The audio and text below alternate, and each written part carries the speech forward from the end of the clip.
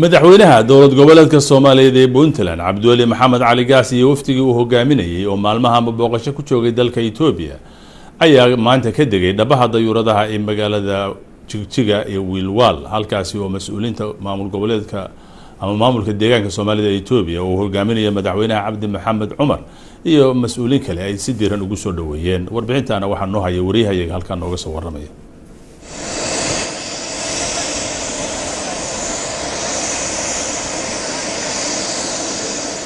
waftigana uu horkacay madaxweynaha Puntland Dr. Cabdiweli Maxamed Cali Gaas ayaa saaka ka soo duulay magaalada Addis Ababa ee xarunta Jamhuuriyadda Dimuqraadiga Federaalka Itoobiya iyadoo saacadun kadibna ay diyaaradii wadday soo caga dhigatay geeyiga diyaaradaha caalamiga ee magaalada Jigjiga ee Garad Wilwal waftigan oo ay madaxweynaha Puntland Dr. Cabdiweli Maxamed Cali Gaas ku wehelinayeen mas'uuliyiinta Puntland ay kamid ka yihiin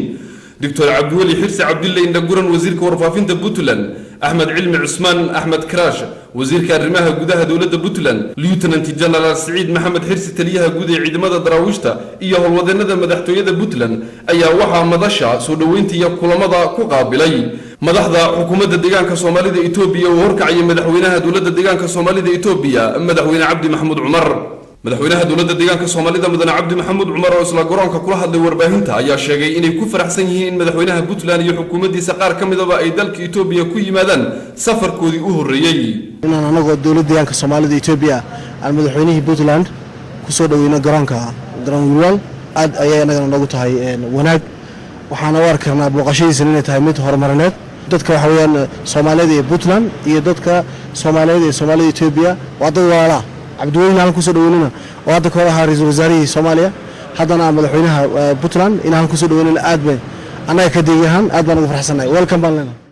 sidoo kale madaxweynaha Puntland Dr. Cabdiweli Maxamed Cali Gaas oo goobtaasi hadal gaaban ka jeediyay ayaa dhankiisa sheegay in ujeedada safarkooda ay tahay inay khibrad wadaag la yeeshaan xukuumadda deegaanka Soomaalida lana sii xoojiyo iskaashiga ka dhaxeeya labada shacab ee dariska ah sawirkaygu waxa weeye inaan soo booqdo walaalaha Soomaaliyeed aan xiriir fiican leenahay inaanu wada hadallo madaxweynaha iyo dawladda wax badan baan ka heli karnaa khibrad kasta ma noqoto mid nabadgelyo ha noqoto mid horumar ha noqoto mid dhaqaale ha noqoto mid barnaamij ijtimaaciga intaba